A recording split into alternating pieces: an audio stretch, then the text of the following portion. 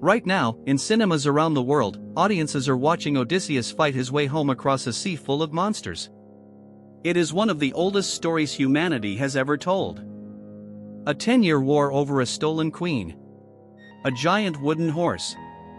A hero cursed to wander for another 10 years, past cyclopes and sirens, trying to reach an island called Ithaca. For most of history, scholars were certain of one thing. None of it was real. Troy was a fairy tale.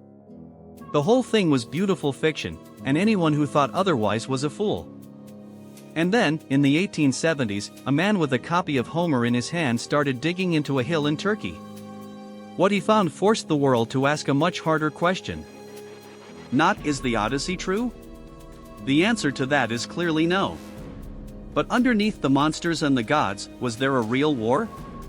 A real city? And could there have been a real man? To understand what he found, you have to understand how completely the story was dismissed. By the 19th century, educated opinion was settled. Homer's epics were literature, not history. The idea that you could take the Iliad, sail to Turkey, and dig up the actual walls of Troy was considered faintly ridiculous. The man who refused to grow up was Heinrich Schliemann, a German businessman who had made a fortune and then decided to spend it chasing Homer. He was convinced, against the scholarly consensus of his day, that the Iliad described a real place, and that the place could be found. He fixed on a mound in northwestern Turkey called Hisarlik, near the mouth of the Dardanelles, exactly where ancient tradition had always placed Troy. And in 1871, he started to dig. What he found genuinely stunned the world. Not a hill of ordinary earth, but a layered stack of cities, one built on top of another, going back thousands of years. Walls. Fortifications. Gold. A real, ancient, fortified settlement, sitting precisely where Homer said Troy should be. Against every reasonable expectation, the romantic amateur had been, at least partly, right. Modern archaeology has confirmed the core of it. Troy was real. The site at Hisarlik contains at least 9 cities stacked on top of each other, spanning from around 3,000 years before Christ into the Roman period. This was not a village that borrowed a famous name. Excavations led by Manfred Korfmann from 1988 revealed a large lower city beyond the citadel, with defensive ditches and dense housing. At its height, Troy was a genuine regional power, guarding one of the most valuable straits in the ancient world. And then came the evidence that connected it to a wider history. In the archives of the Hittite Empire, which dominated Anatolia in the Bronze Age, scholars found references to a western city called Wilusa. Most now believe Wilusa is the same word as Ilios, Homer's other name for Troy. The records also mention a people called the Ahhiyawa, widely identified with the Mycenaean Greeks, the people Homer called the Achaeans. So here is what the tablets give us. A real city, in the right place, with a name matching Homer's. A real Greek power, also matching Homer's. And Hittite letters recording disputes involving that city. The world of the Odyssey, it turns out, was not invented. It was remembered. But before you conclude Homer was writing history, we need to talk about what Schliemann actually did. Because the hero of this discovery is far more troubling than the legend suggests. Schliemann was in such a hurry to find Homer's Troy that he became one of archaeology's great destroyers. He drove an enormous trench, some 14 meters deep, straight down through the heart of the mound. He ignored stratigraphy, the careful reading of layers that tells archaeologists which era they are standing in.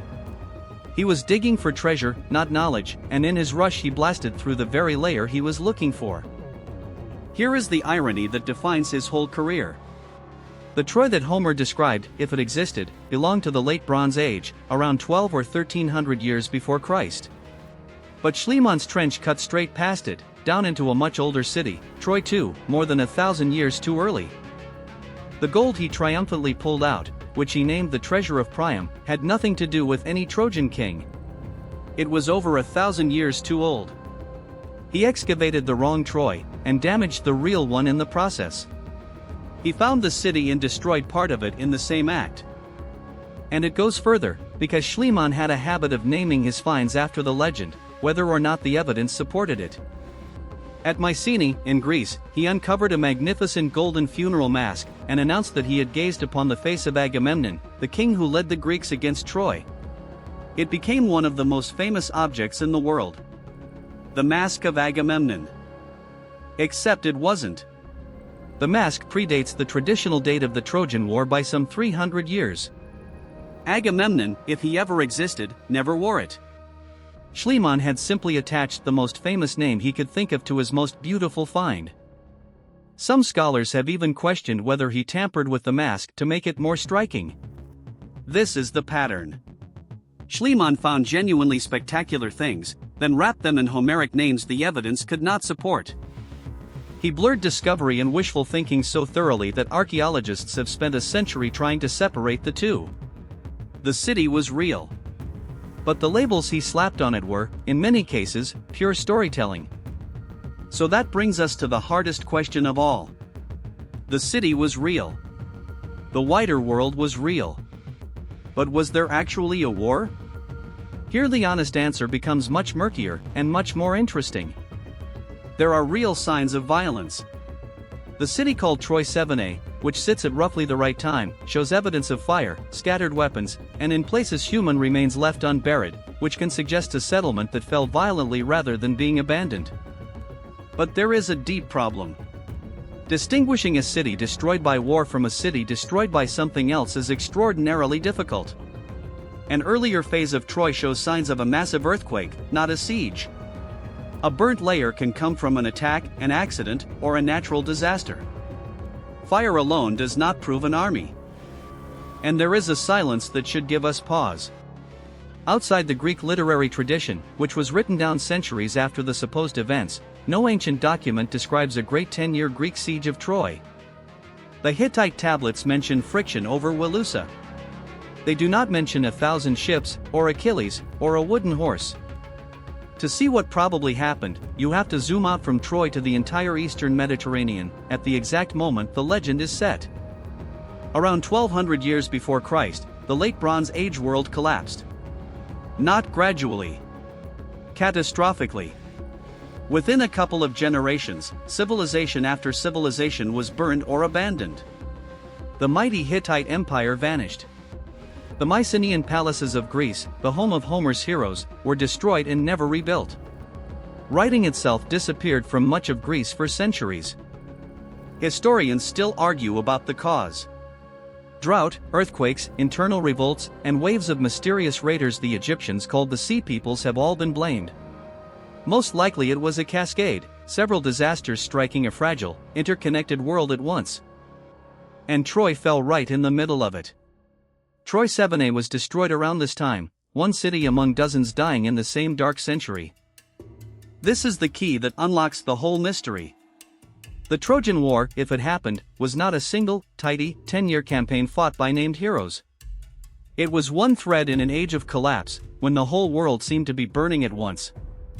Which finally lets us answer the question we started with. Was there a real war, a real city, and a real man? The city, yes, beyond doubt. Troy existed, exactly where Homer placed it, and it was destroyed by violence at roughly the right time. The war, probably, in some form. Not the Hollywood siege, not 1,000 ships launched for one beautiful woman. But real conflict between Mycenaean Greeks and the cities of western Anatolia, remembered, exaggerated, and compressed over centuries of oral poetry into one legendary campaign. Helen is almost certainly fiction. The wooden horse may be a poetic image for an earthquake, a siege engine, or simply a story. And Odysseus himself? Here the trail goes cold. No tablet names him, no grave, no inscription. As a specific man, the king of Ithaca, he almost certainly never existed. He is the distilled figure of the cunning survivor, the one who makes it home when the world is ending. But the world he was written into, that was real. The palaces, the ships, the burning cities, the collapse. Odysseus is fiction. His world is memory. So when you watch Odysseus on that enormous screen, struggling home across a haunted sea, you are watching something stranger than pure fantasy. You are watching the last echo of a real catastrophe. A real city, in Turkey, that a real archaeologist found and partly destroyed. A real network of Bronze Age kingdoms that traded and fought and then collapsed together in fire and drought. A real Dark Age that swallowed the palaces of Greece. The Greeks who first told the Odyssey were living in the ruins of that lost world, telling stories about ancestors they could barely remember. The monsters were invented. The gods were invented. Odysseus was invented. But the grief underneath the poem, the memory of a brighter age that burned and never came back, was as real as the stones at Hisarlik. Homer wasn't recording a war. He was remembering a world. Subscribe if you want to keep following the questions that don't have clean answers. See you in the dark.